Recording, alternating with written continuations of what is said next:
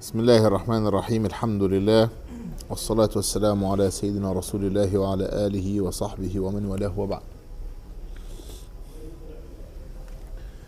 إن شاء الله تعالى نبدأ في دراسة الكليات الخمس.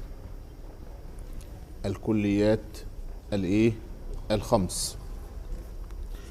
وقفنا قبل ذلك مع الكل والجزئي، المفرد والمركب.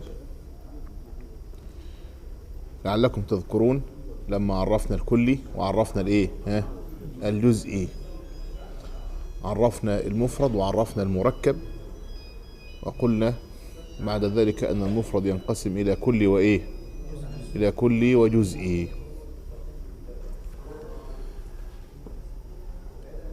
وقلنا الكلي لا يمنع تصوره من وقوع الشركة فيه، مجرد أن يطلق على طول ممكن يتصور العقل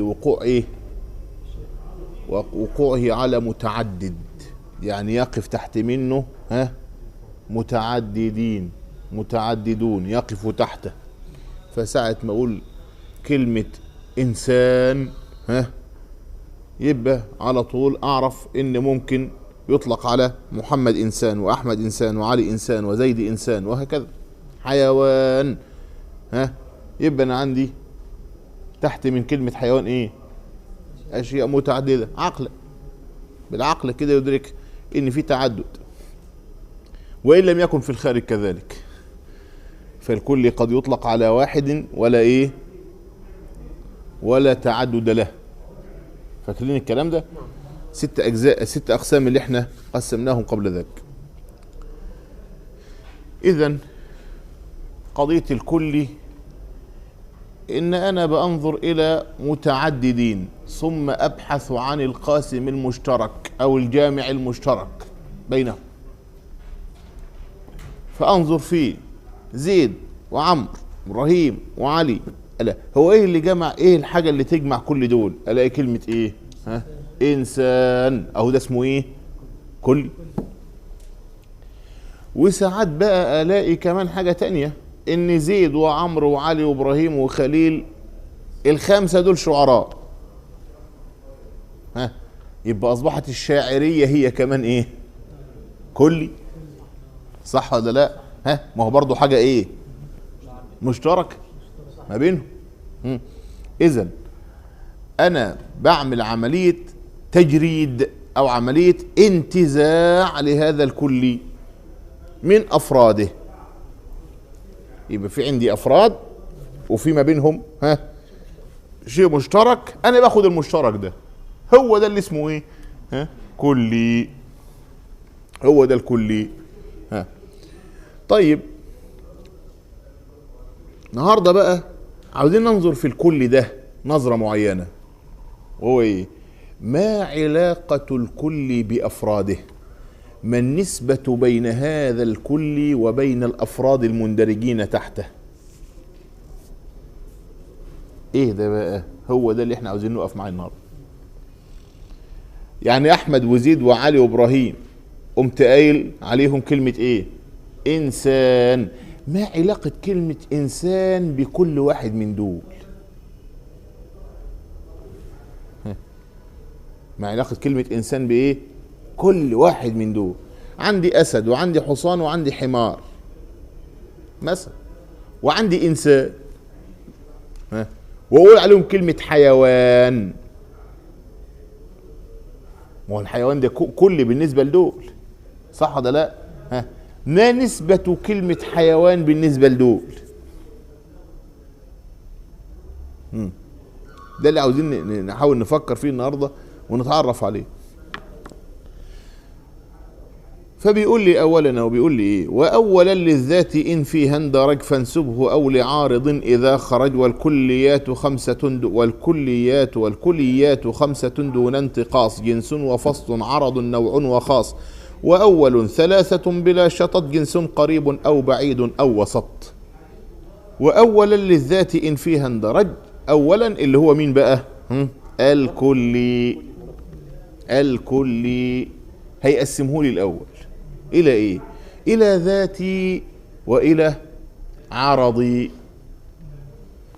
هيقسمه الى ذاتي والى عرضي. يعني ايه برضو الكلام ده؟ عاوزين نفهمه اكتر. هو انا لما رحت وقلت لك على كلمة زيد وعمرو وابراهيم وخليل وقلت لك كلمة انسان، ها، بالنسبة لهم كلمة انسان بالنسبة لهم، هيبقى ساعتها كلمة انسان بالنسبة لهم ايه؟ دي حقيقة، صح ولا لا؟ ده حقيقة زيد انه ايه؟ انسان. فلا اتصور زيدا الا واتصور معه ايه؟ الانسانية، صح ولا لا؟ فلو حبيت اجرد كلمة زيد من الانسانية يبقى جردتها منين؟ من حقيقتها. ما فيش زيد بدون انسانية. فده شخص انسان.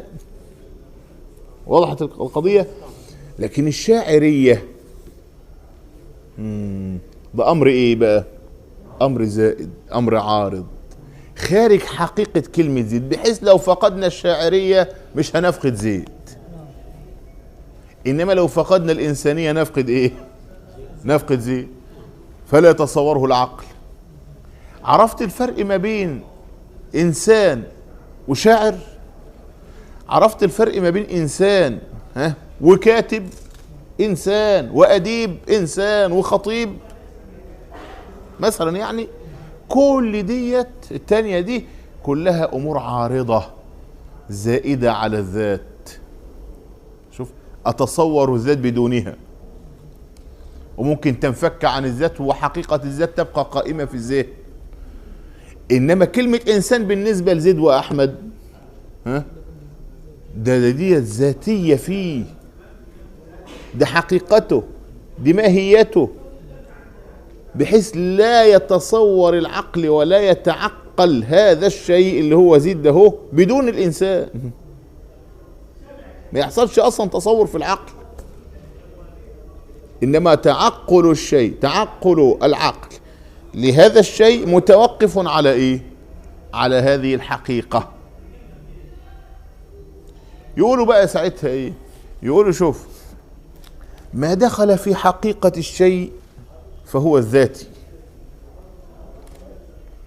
معايا، وما كان خارج حقيقة الشيء فهو العرضي. خلاص؟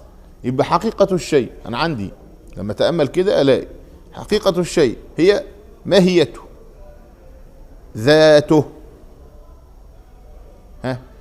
مكوناته الذاتية اللي لو فقدت يفقد الايه؟ الشيء. دي أركان الشيء. أنت معايا ولا سرحان يا عم أيمن؟ أيوه، خلي بالك معانا. تاني بنقول تاني، عندي حاجة اسمها ذات الشيء. ذات الشيء يعني ايه؟ حقيقته. يعني ايه تاني؟ ماهيته. هي كلمة ماهية دي برضو معناها ايه؟ يعني الحقيقة برضو. شوف، ماهيته يعني ما يقع في جواب ما هو. هو ايه؟ ما هو. وبعدين نسبوا لها ياء النسبة، جابوا لها ياء النسبة بقت ايه؟ ما هو. وبعدين حطوا لها تاء المصدرية تبقى ما هوية. وبعدين قاموا حذفين الواو وقلبينها ياء، وبعدين ادغموا الياء في الياء بقت ايه؟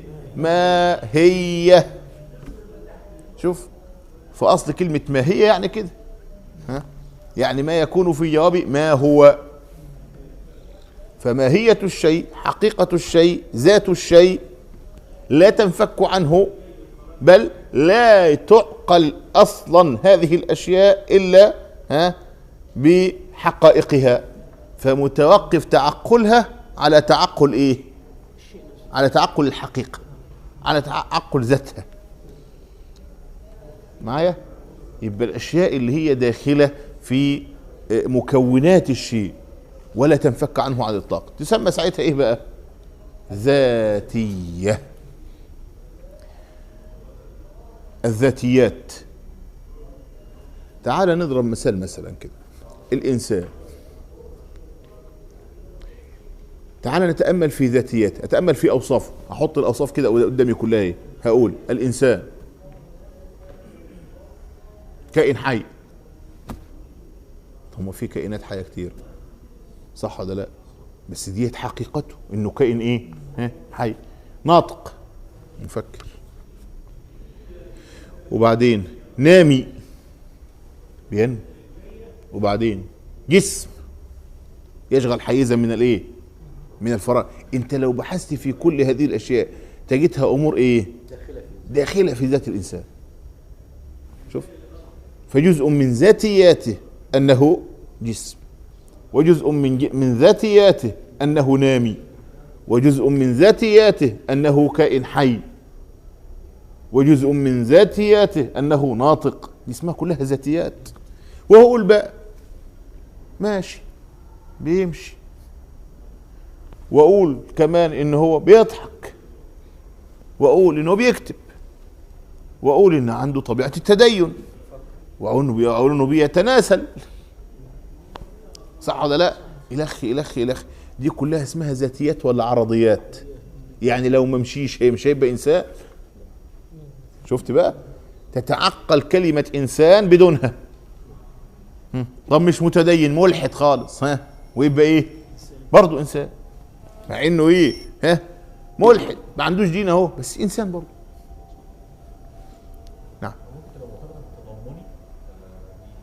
يعني ايه؟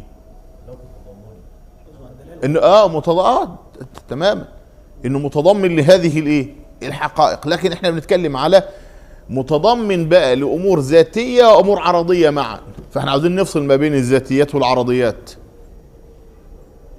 معايا؟ انت عاوز تخلي التضمن ذاتيات فقط، تبقى ذاتيات فقط، يبقى الحاجات التانية خارج حقيقتي. تمام؟ انا بقول بقى اهو، لما ابحث في ذاتيات الانسان، هات لي الانسان بذاتيات، تقول ان لازم يكون جسم، ولازم يكون كائن حي، ولازم يكون ايه؟ لا يعقل اصلا كلمة انسان بدون هذه الايه؟ الذاتيات. طب وما قبل المفارقة؟ الامور الخارجة عن ذاتياته، كونه ماشيا، وكونه ضاحكا، وكونه دي اسمها ايه بقى؟ عرضية، تعرض له. شوف، وربما تزول عنه. وضحت القضية؟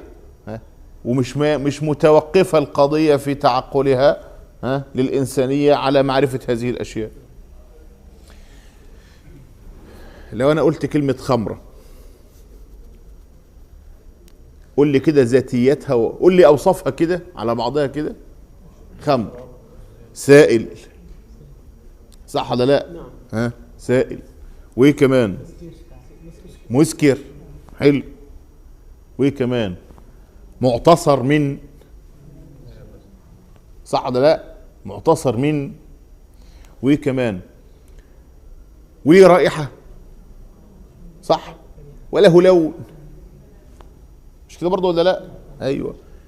تعرف تفرق لي ما بين الذاتيات والعرضيات في الاوصاف دي؟ اللون عرضي ولا ذاتي؟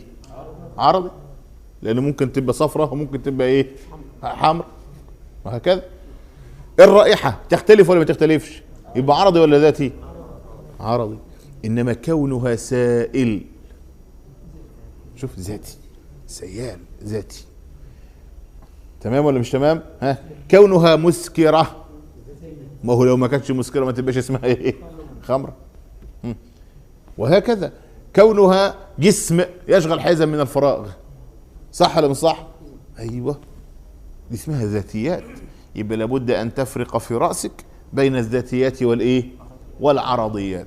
الذاتيات ما يتوقف تعقل الشيء على تعقله، شوف، والعرضيات لا يتوقف تعقل الشيء على تعقله.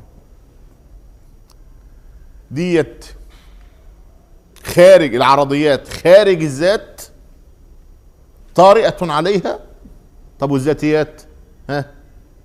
ممكن نقول داخل، ممكن نقول داخل الذات. وضحت الصورة ولا ما وضحتش؟ يبقى العرضي خارجي والذاتي ايه؟ داخلي. العرضي لا يتوقف تعقل الشيء على تعقله، لكن الذاتي يتوقف تعقل الشيء على تعقله. ما اعرفش اتعقل كلمة انسان بغير ذاتيته. وضحت الصورة؟ عرفنا الفرق ما بين الذاتي والايه والعرضي. اهو انا بيقول لك كده كل اما ذاتي واما ايه عرضي. تشوف الصورة المنتزعة من من هؤلاء الافراد او من هذه الجزئيات وتنظر فيها، اللي انا انتزعته ده ذاتي ولا عرضي؟ زي ما انتزعت انا كلمة انسان من زيد وعلي وعمرو، وانتزعت من زيد وعلي وعمرو كونهم شعراء، صح ولا لا؟ الشاعرية والإنسانية ده جامع مشترك ما بين الأفراد دول، وده برضو جامع مشترك ما بين الإيه الأفراد دول. لكن إيه الفرق ما بين ده وده؟ أيوة، الشاعرية عرضية قابلة للانفكاك وأمر خارج، صح ولا لا؟ طب والإنسانية ذاتية في داخل الإنسان. ادي الفرق ما بين الاثنين. وضحت الصورة ولا ما وضحتش كده؟ وأولا للذات إن فيها اندرج. شوف، إن فيها اندرج، ده اندرج في الذات يعني في الداخل، يعني داخل الذات. شوف، يبقى ساعتها يسمى ذاتي، فانسبه يبقى قول ذاتي. أو لعارض إذا خرج، يبقى العارض بيكون فين بقى؟ في الخارج ولا في الداخل؟ في خارج الذات، مش من المكونات الأساسية للذات. تمام؟ قال أقول مراده بالأول الكلي في قوله كلي أو جزئي، يعني أن الكلي إن كان داخلا في الذات بأن يكون جزءا من المعنى المدلول لللفظ يقال له إيه؟ كلي ذاتي، كالحيوان الناطق بالنسبة إلى الإنسان. الحيوانية في الإنسان مالها؟ ذاتية. طب والناطقية؟ لا، ذاتية، صح ولا لا؟ بالنسبة للإنسان احنا بنتكلم دول كلمة إنسان وكلمة حيوان ناطق، ايه علاقتهم ببعض؟ ايه علاقة الحيوانية بالنسبة للإنسان؟ جزء من ذاتياته. طب والناطقية؟ جزء من ذاتياته. شوف، لا، هو الحيوان ناطق مفكر. الحيوان تقصد البهيمي، الحيوان هو البهيمي، تقصد القرد والحصان والى اخره، وده مفكر. ده الفارق، ده اللي يميز الانسان عن الحصان، ان الانسان مفكر والحصان ايه؟ غير مفكر. تمام؟ يبقى ادي الذاتي وادي الايه؟ العرضي بالنسبة الى الانسان. وان كان خارجا عن الذات بأن لم يكن كذلك يسمى ايه؟ كلي عرضي، كالماشي والضاحك بالنسبة له. تمام؟ طيب، وإن كان عبارة عن الماهية كإنسان فهو ذاتي بناء على أن الذاتي ما ليس بعرضي. طيب، يعني بيقول لي ممكن يكون هو حقيقة الماهية كمان، يعني بمعنى إيه بقى؟ اللي هو النوع. خلي بالك، أنا لما نظرت إلى كلمة زيد وعمر وعلي وبعدين حطيت القاسم أو الجامع المشترك انتزعت منهم فلقيته كلمة إيه؟ إنسان. خلي بالك، رحت أقيس كلمة إنسان بالنسبة لكلمة زيد، فلقيتها دي، خلي بالك، مكون زيد، حقيقة زيد، فحقيقته أنه إيه؟ إنسان، فعين حقيقته الإنسانية دون أمر زائد على ذلك. فما الإنسانية كأمر كلي، أو فما زيد إلا إنسان تشخص في فرد، فزيد يبقى هو ايه؟ انسان، صح ولا لا؟ انسان بس تشخص في ايه؟ في فرد. وعمر انسان تشخص في ايه؟ في عمرو، صح ولا لا؟ فحقيقة زيد انه انسان، وحقيقة عمرو انه انسان. لكن تعال شوف بقى كلمة حيوان ناطق بالنسبة لزيد علاقتهم ببعض ايه؟ اللي الحيوانية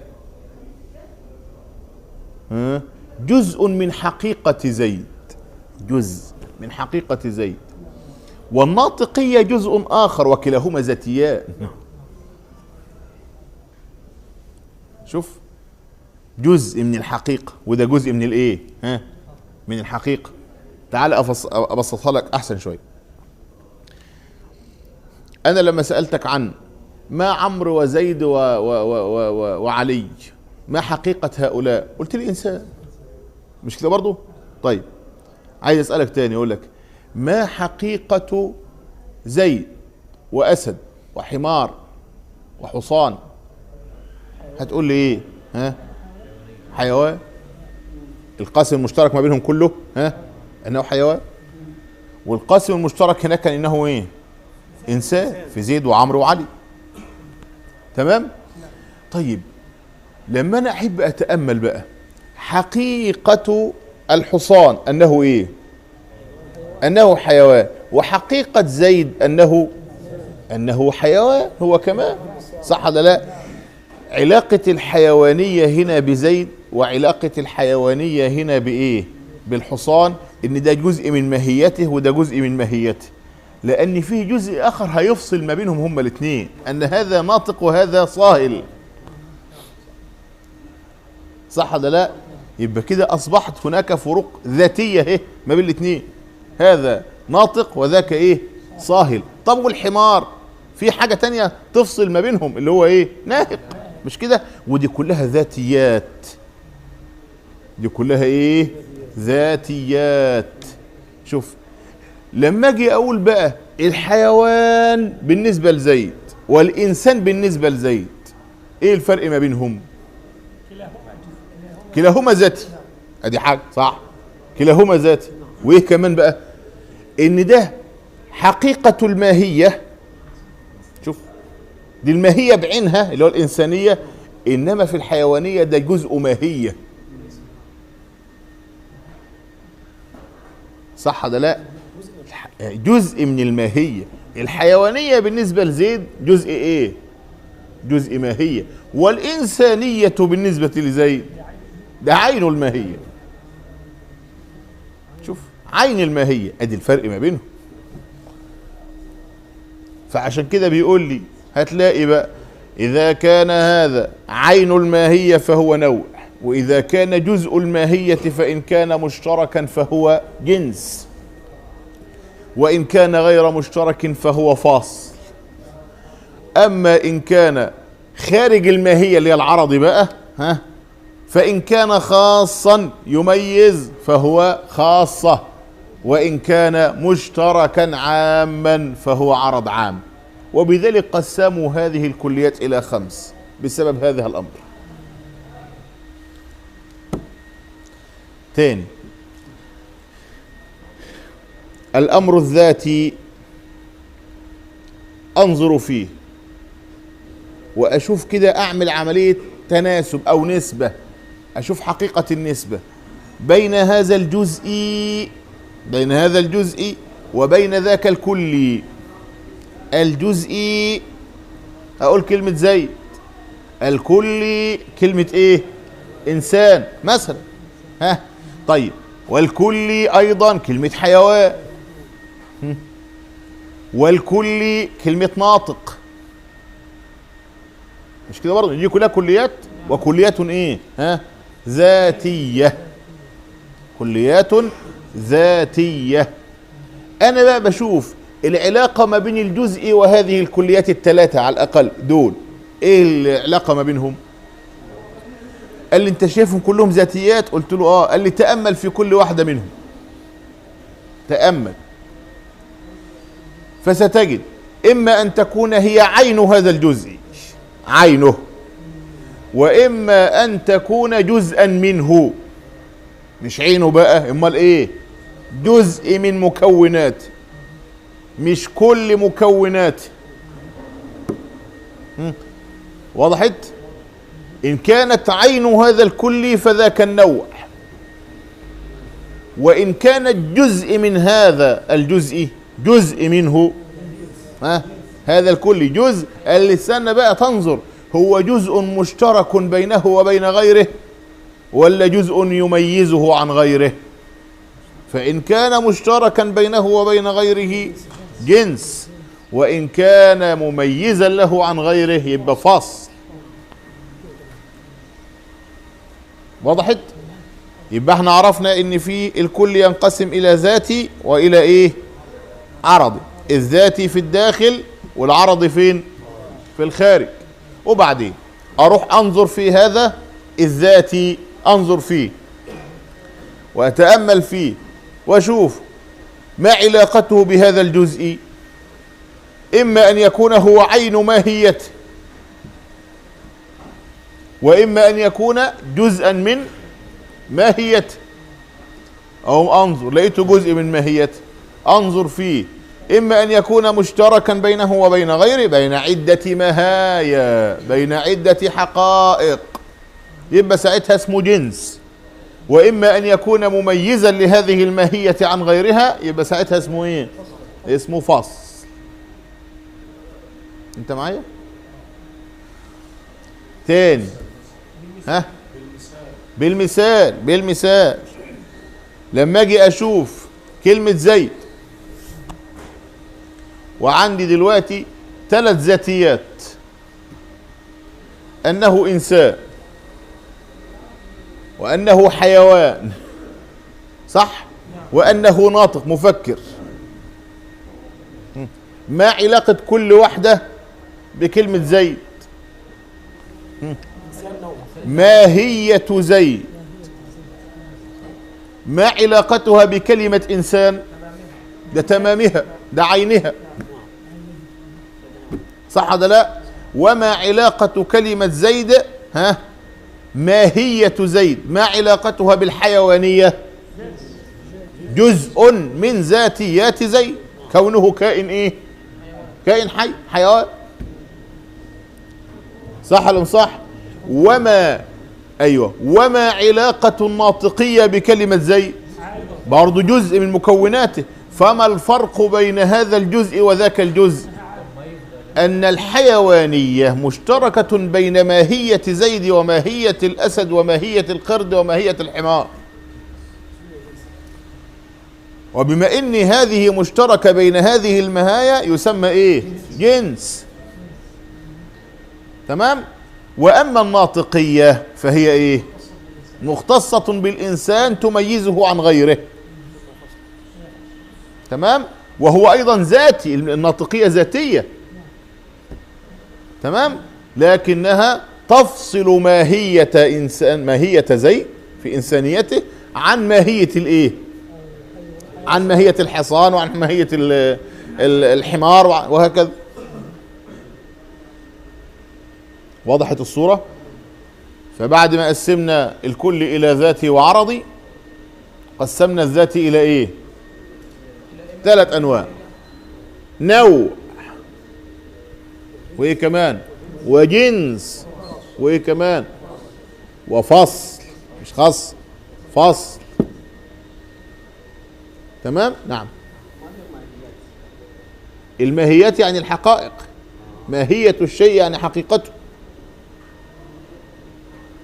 ما احنا قلناها دي من شويه، وقلنا ما هي يعني اصلها اصلا ما هو، وبعدين جت ياء النسبه، وبعدين ضموا اليها تاء المصدريه، وبعدين حذفوا، قلبوا الياء الى الواو الى ياء، وبعدين ادغموا الياء في الياء فاصبحت ما هي. احنا قلناها دي. فالماهيه يعني الحقيقه. فلما جاءت كلمه زيد قدامك، زيد ده ليه حقيقه ولا ملوش حقيقه؟ له حقيقه. حبيت انت بقى، جت قدامك كده 3 مصطلحات هم: انسان، حيوان، ناطق. وقلت لك بقى انظر في هذه الحقائق ال3، وانظر او اوجد العلاقه بينها وبين كلمه ايه؟ زيد. فما نسبه كل واحد منها الى زيد؟ فلقيت نسبة كلمة إنسان لزيد أنها إيه؟ عين حقيقة زيد، عين حقيقة أنه إنسان. تمام؟ طيب وكلمة حيوان بالنسبة لزيد جزء من حقيقته أنه كائن حي، مش كل الحقيقة، لأنه هو والقرد والأسد كلهم إيه؟ حيوان، فبيشترك معاه غيره اهو، لكن دي حاجة صفات ذاتية فيهم كلهم. طب أنا عاوز أميز الماهية بتاعة الإنسان عن ماهية الحصان عن ماهية الحمار، أعمل إيه؟ أبحث عن فاصل ذاتي، صح ولا لا؟ حاجة من ذاتية الإنسان تفصله عن إيه؟ عن غيره. فوجدت كلمة إيه؟ وجدت صفة الناطقية دي، قلت بس الناطقية، فأصبحت الناطقية مشتركة ولا خاصة به؟ خاصة به، تميزه، صح ولا لا؟ فأصبحت تميزه عن بقية المهايا، عن بقية الذوات الأخرى تميزه. وضحت الصورة؟ وهي مميز ذاتي ولا مميز عرضي؟ مميز ذاتي، مش مميز عرضي، ده مميز ذاتي. فالناطقية جزء من ذات الإنسان كونه مفكر.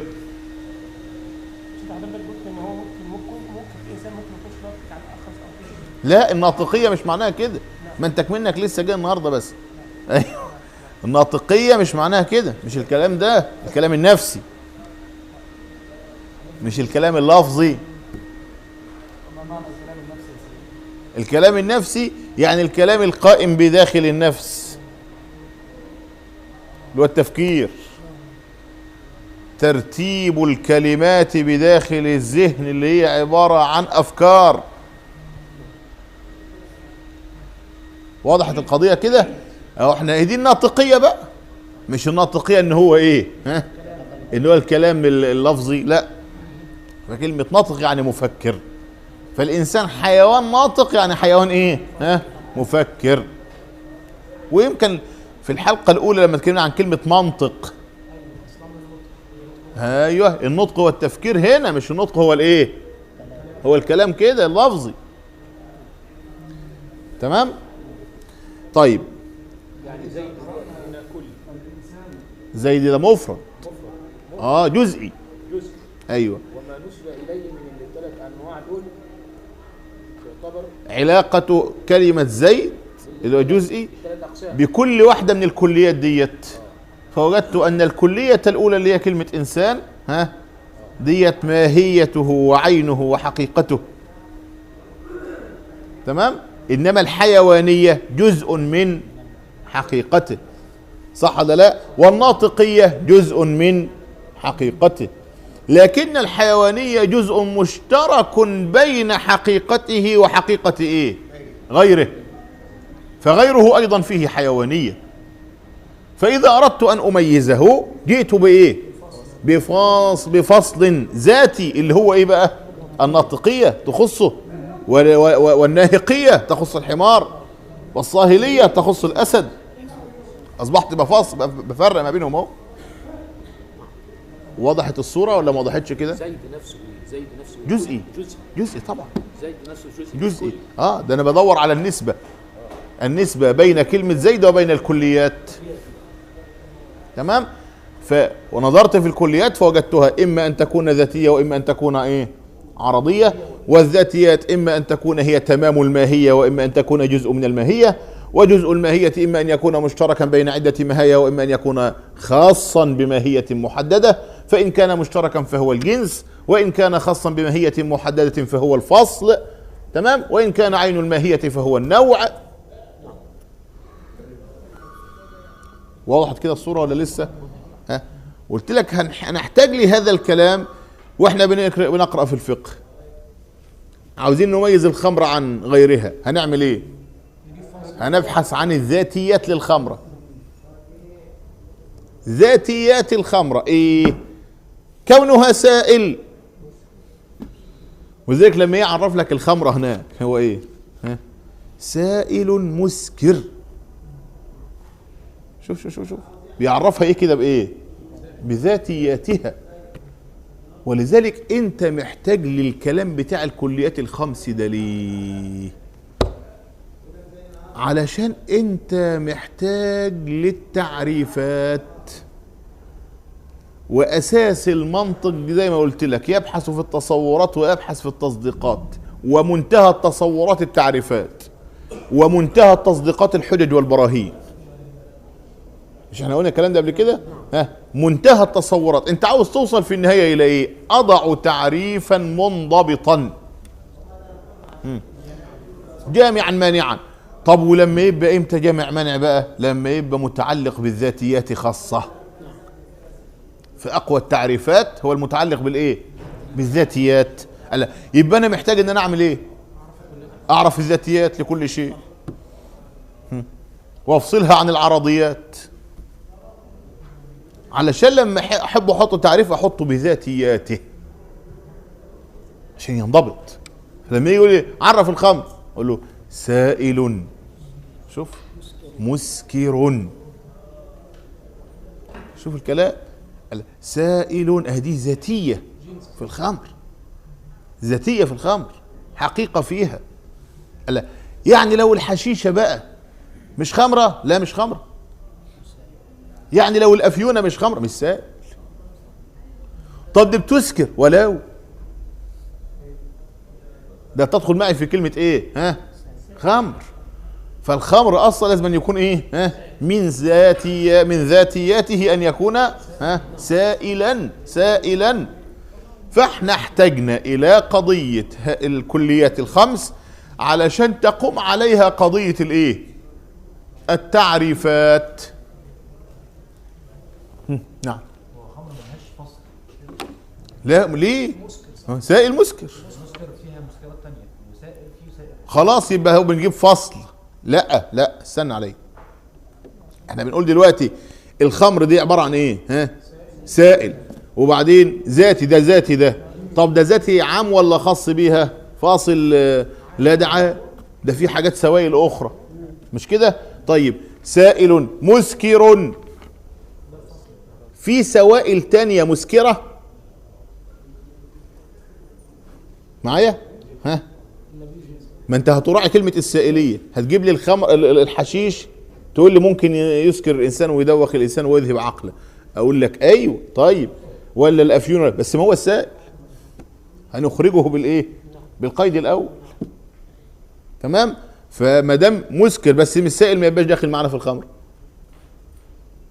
واضحه؟ فانا عاوزه سائل وعاوزه ايه؟ ها، مسكر. وبعدين يحط لي معتصر من، اهو ده الكلام بقى، معتصر من. ويختلفوا بقى العلماء يحطوا القيد ده معتصر من عنب ولا عنب نقول بقى وتمر وشعير وزبيب والى اخره وتفاح عشان تدخل معانا كل الايه؟ كل الانواع المسكره. ولا معتصر من عنب وفقط ونقطه على السطر، ده اللي يسمى خمر. ويبقى الحاجات التانية تدخل بالقياس. حاجات تانية تدخل بالايه؟ ها، بالقياس. نختلف بقى. المهم لما نيجي نتكلم احنا ليه بنحتاج الكليات الخمس؟ عشان نبني عليها الايه؟ التعريفات. عشان نبني عليها التعريفات، فنعرف الذاتيات من العرضيات ونفصل دول عن دول وهكذا، عشان لما نحط التعريفات تبقى التعريفات بتاعتنا واضحة. فمنها ما هو بين الماهية والشرط. والايه؟ الفقهاء بيفرقوا بين الماهية والشرط. الشرط ده خارج. والماهية دي اركان داخلة. كان داخلة في الصلاة. بالظبط. فدي داخل وده خارج. صحيح، ما عندناش في اختلاف في كده. الشرط ما كان داخل، الشرط ما كان خارج الشيء لكن يتوقف عليه الشيء في وجوده. هي عامله زي الاركان كده يا سيدي. الماهية هي الاركان. صحيح، ما هي الاركان هي المكونة للماهية، ودي ذاتيات على فكرة. الاركان دي ممكن تسميها ذاتيات الداخل. بطل شيء توقف، لا يتعقل اصلا وجود كلمة صلاة الا بوجود اركانها، فدي ذاتيات فيه. نعم. تمام. نعم.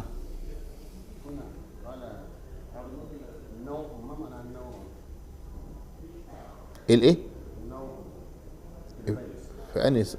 ما هو جنس وفصل عرض نوع وخاص. ما هو النوع هو ايه؟ تمام الماهية. انسان بالنسبة لزيد ده نوعه تمام الماهية.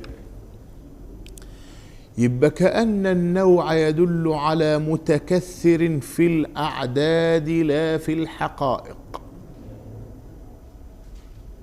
فالحقيقة واحدة. ماشي؟ نقولها تاني دي كده. كأن النوع يدل على ايه؟ على متكثر في الأعداد لا في الحقائق. الإنسان يقف تحت منه مين؟ زيد وعمر. اختلفت حقائقهم ولا حقيقتهم واحدة؟ اهو ده الإنسان، اهو ده النوع. شوف، يبقى اللي تحت منه متعددين بس مش متعددين في الحقائق، متعددين في الايه؟ في الأعداد. طب والجنس اللي يدل على متكثر في الأعداد والحقائق؟ شوف، متكثر أسد وحصان وحمار وزيد بالنسبة لكلمة حيوان. اللي تحت كلمة حيوان دول اللي هو الأسد والحصان والحمار وزيد، دول متكثرين ولا لا؟ متكثرين في الأعداد، هم في الأعداد حتما هم، ومتكثرين في إيه؟ في الحقائق. فحقيقة ده مختلفة عن حقيقة ده، مختلفة عن حقيقة ده. وضحت كده الصورة ولا لسه؟ ادي الفرق. النوع في الأعداد فقط، متكثر في الأعداد فقط. إنما هناك في الجنس متكثر في الأعداد وفي الإيه؟ وفي الحقائق. والفصل في الأعداد برضه مش الفصل في الأعداد ده لا، الفصل في الحقيقة فقط.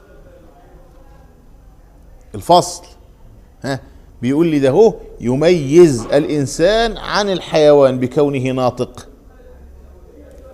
شوف، فالمراد بها تمييزه في حقيقته، تمييزه في حقيقته عن بقية الايه؟ الحقائق الأخرى.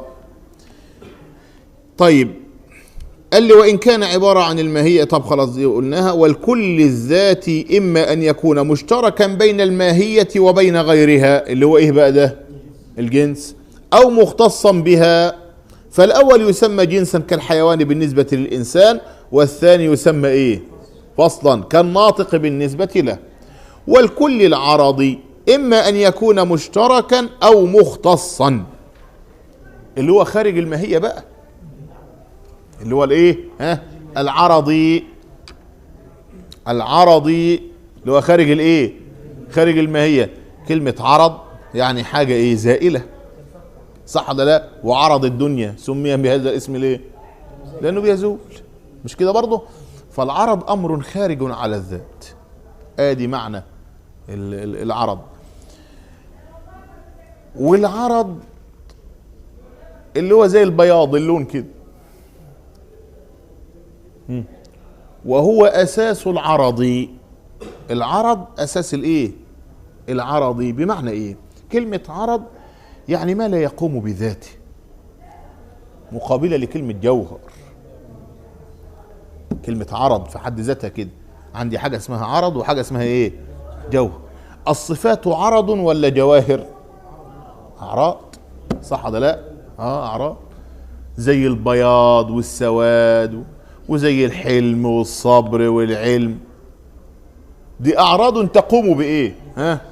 بذات. فالبياض عرض، مش كده برضه ولا لا؟ أيوة. فإذا ما قام بالذات، فإذا ما قام بالذات حينئذ يكون عرضي،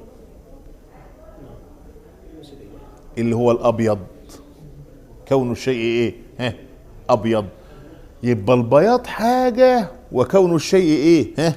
أبيض حاجة تانية. ده قبل ما يقوم بالذات كان بياض. يعني ايه هذا الكلام؟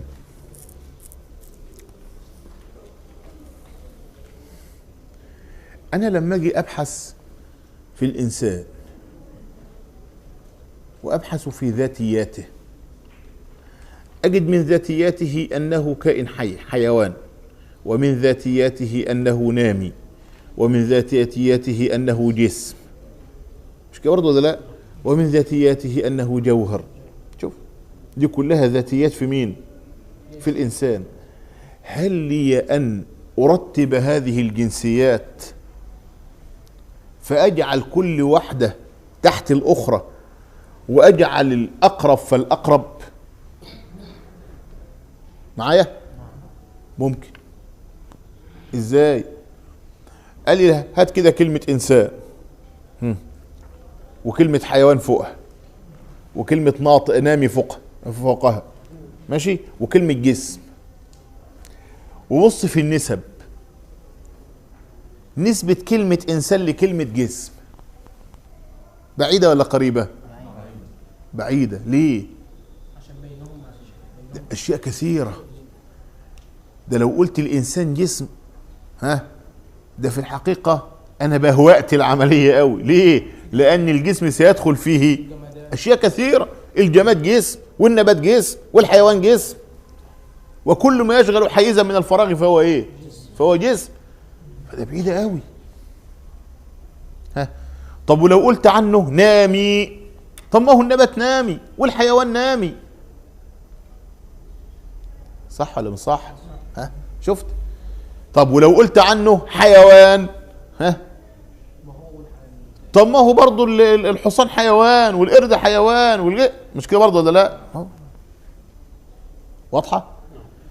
إذن لكن أقرب إلى الإنسان أن يكون حيوانا ولا أن يكون ناميا ولا أن يكون جسما؟ أن يكون حيوانا.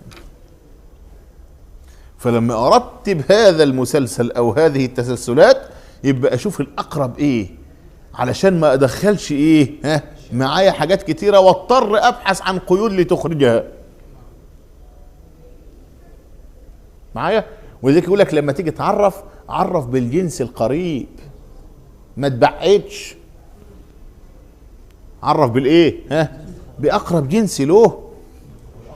ودي كلها اجناس له، فالحيوانيه جنس له. شوف الحيوانيه ايه؟ جنس له. والناميه جنس له، والجسميه جنس له، كلها اجناس له. لا الناطقية مش كده، الناطقية مش جنس، ده فصل. تمام؟ ده لما احب بقى اشوف اقرب جنس له اقول ايه؟ الحيوان. طب ما هو يدخل معايا الانسان ويدخل معايا الحصان والحمار، احتاج ساعتها لكي اميز ماهية الانسان عن ماهية الحصان وماهية الحمار، اضطر اجيب بقى الفصل اللي هو ايه؟ الناطق، اللي هي خاصة به هو بقى، تميزه عن غيره.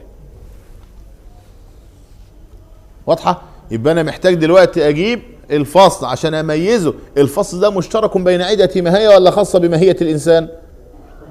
مشترك. فصل بالذات. أيوه، لا بالذات، وخاص بإيه؟ وخاص بهذه الماهية، مش مشترك بينها وبين ماهية أخرى. فالناطقية خاصة بمين؟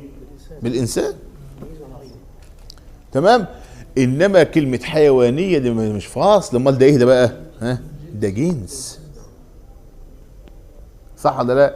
انت عارف يبقى فصل امتى؟ لو مع الجنس اللي فوقه.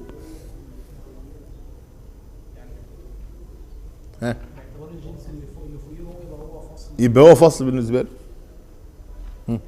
فالحيوانيه بالنسبه للجسميه فصل. شوفوا عشان يخرج بيها مش كده برضه ولا لا؟ عشان يخرج بيها الايه؟ النبات والجمادات. فالحيوانيه مع الجسميه تبقى الحيوانيه هنا فاصل، تميز هذا الكائن الحي عما اشترك معه في الجسميه مطلقا، صح ولا مش صح؟ وهكذا. فلازم أن تراعي هذه القضيه. ولذلك قالوا لنا بقى هناك جنس بعيد وهو جنس الأجناس الذي لا جنس فوقه. أيوه. وهناك جنس قريب وهو الذي يقع تحته أنواع مش أجناس. معايا؟ فلو قلت حيوان هيقع تحت منه ايه؟ هيقع تحت منه الإنسان والحصان والحمار، وكل واحد منها نوع خاص، صح ولا لا؟ فهذا الجنس تحته أنواع فسموه الجنس الايه؟ القريب. قريب تحته أنواع. طب امال جنس الأجناس اللي هو الجنس البعيد ليس فوقه ايه؟ اي جنس، امال تحت منه أجناس. فالجوهر جنس وتحت منه ايه؟ جسم، وهو بالنسبة للي تحت منه جنس، وتحت منه نامي، وهو بالنسبة للي تحت منه جنس، وتحت منه حيوان، وهو بالنسبة للي تحت منه جنس. فالجنس الأبعد أو البعيد ده ليس فوقه جنس آخر، فهو جنس الأجناس، وهو الجنس البعيد ليس فوقه جنس، لكن تحت منه ايه؟ أجناس. معايا؟ إنما الجنس القريب فوقه أجناس وتحته أنواع. وضحت الصورة كده ولا ما وضحتش؟ تحت منه أنواع. يبقى الجنس القريب فوقه أجناس وتحته أنواع، والجنس البعيد ليس فوقه أجناس وتحته أجناس. وضحت الصورة كده ولا ما وضحتش؟ وضحت؟ أهو ده اللي بيقوله لنا. قال والجنس ثلاثة أقسام: قريب كالحيوان بالنسبة للإنسان، وبعيد كالجسم بالنسبة له، ومتوسط كالنامي بالنسبة له. شوف نسبة كلمة نامي إلى كلمة إنسان، جنس متوسط ولا بعيد ولا قريب؟ ده متوسط. شوف أيوة، وجنس وفوق جنس وتحت جنس، ده المتوسط ده. إنما كلمة جسم بالنسبة للإنسان بعيدة. طب وكلمة حيوان بالنسبة للإنسان قريبة. فآدي الجنس القريب تحته أنواع، والجنس المتوسط فوقه أجناس وتحته أجناس، والجنس البعيد ليس فوقه أجناس وتحته إيه؟ أجناس. آدي التقسمة اللي هو أراد أن يرسمها لنا في أذهاننا. يبقى احنا عرفنا الكليات الإيه؟ الخمس. عرفنا الأول الكلي والجزئي، وبعدين قسمنا الكلي إلى ذاتي وإلى إيه؟ عرضي، ثم قسمنا هذه الكليات إلى 5 أقسام، إلى نوع وجنس وفصل وخاصة وعرض عام. والثلاثة الأولانية كلها إيه؟ ذاتيات. شوف، لأنها متعلقة بالمهايا والحقائق داخلة في ذات الشيء. والاثنين التانيين اللي هي الخاصة والعرض العام خارج الماهية، فتسمى إيه؟ عرضيات. تمام؟ يبقى ادي الكليات الايه؟ الخمس. هتحتاجها زي ما قلتك وانت بتعرف اي حاجه، وانت بتعرف اي حاجه. خليني بقى اضرب لك امثله كده، واحاول انك انت تقول لي ايه هو الذاتي فيها، او رتب لها، او اقول لي مثلا ايه علاقتها ببعضها. لما اقول مثلا الكلمه اما اسم واما فعل واما حرف.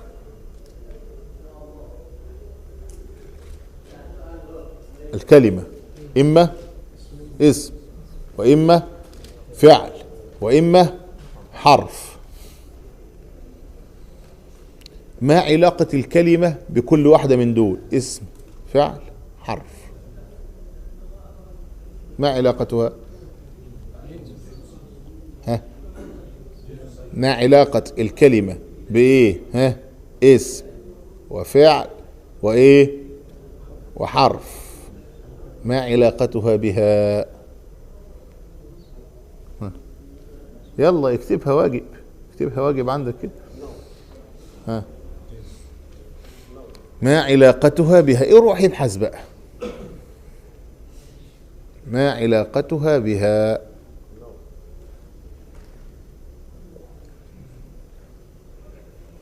الفعل إما ماضي وإما مضارع وإما أمر. شفت؟ ما علاقة كلمة فعل بهذه الأشياء؟ إيه، شوف، روح ابحث بقى، روح ابحث. كلمة الإنسان بالنسبة للسيد والأمور، الكلمة الإنسان جنس ولا لا؟ بالنسبة للسيد كلمة إنسان نوع، والتاني والحصان نوع، والحمار نوع، وتجمعهم كلها جنس فوقهم اللي هو كلمة ايه؟ حيوان، اللي هو المشترك اللي ما بينهم.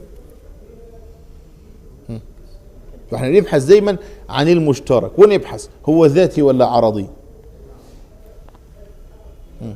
نبحث كده هو ذاتي ولا عرضي، ولو كان ذاتي نبحث فيه هو تمام ماهية ولا جزء ماهية، ولو كان جزء ماهية هو جزء ماهية مشترك ولا جزء ماهية غير مشترك. معايا ولا مش معايا في الحكاية دي؟ يبقى يبحث كده في هذا الأمر. إذا كان الجزء عين الكلي يبقى إيه؟ ها؟ الكلي ساعتها هو تمام ماهية الجزء. زي إنسان يعني في زيد. زيد، أيوة، زيد إنسان. فكلمة إنسان هي تمام ماهية إيه؟ زيد، تمام ماهيته. كل الذي فارق بين هذه وبين زيد أن تمام الماهية هذا تشخص في صورة محددة، اللي هو مين؟ زيد. شوف، ولذلك يقولوا إيه؟ يقولوا الكل الجزئي هو الكل وزيادة. شفت؟ انت عارف كلمة جزء وكلي الأول؟ ها؟ عرفت كلمة جزء وكلي؟ ها؟ جزء يعني شخص معين أو حاجة محددة معينة يمنع تصوره من وقوع الايه؟ الشركة فيه، زي كلمة ايه؟ زيد. طيب، زيد إنسان، الإنسان ده بالنسبة لزيد ايه؟ كلي. الإنسان كلي، ده الكل بتاع زيد. قال لي بس زيد أصبح متضمنا للكل وزيادة التشخص معاه. ولذلك رحمكم الله، ولذلك قالها سيدنا مين؟ السبكي، التاج السبكي، يقول الجزئي هو الكل وزيادة.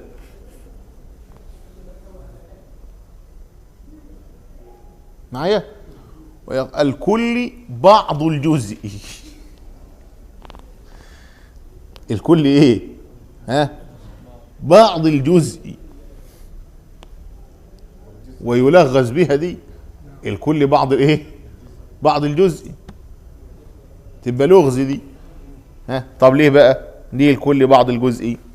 لأن الجزء احتوى الكل وضمه فتلك وزاد عليه في التشخص. خلاص. انما الكل العام ده ما بين الناس، ما بين كل الافراد. ما هو انسان دي موجوده في زيد وموجوده في عمرو وموجوده، صح ولا لا؟ فهي عامه بين الكل اهي. امال لما وجدت في زيد على وجه الخصوص، قال لي يبقى الانسانيه موجوده مع ايه؟ تشخص زيد، انها تشخصت فيه شخص بعينه اللي هو اسمه ايه؟ زيد. فأضاف إلى هذا الكل المشخصات بتاعته، فأصبح الجزء متضمنا للإيه؟ كل وزيادة. الكل اللي هو الإنسانية المشتركة ده إيه؟ والزيادة بتاعته هي إيه؟ مشخصات، المشخصات بتاعته. فأصبح يحتوي هذا وزيادة. وضحت القضية ولا ما وضحتش كده؟ يبقى آدي الكل وآدي الجزء. بعد كده ندخل بقى في نسبة الألفاظ للمعاني، وخلينا إن شاء الله هنتكلم فيها الأسبوع القادم. ونسبة الألفاظ للمعاني 5 أقسام بلا نقصان: تواطؤ، تشاكك، تخالف، والاشتراك عكسه الترادف. تواطؤ، تشاكك، تخالف، والاشتراك عكسه الترادف. التواطؤ ايه هو، التشاكك ايه هو. يقول لك مشكك، ده فلان ده الشيء ده مشكك. يعني ايه مشكك؟ يعني إيه متواطئ؟ الاشتراك يعني ايه؟ ترادف يعني ايه؟ كل ده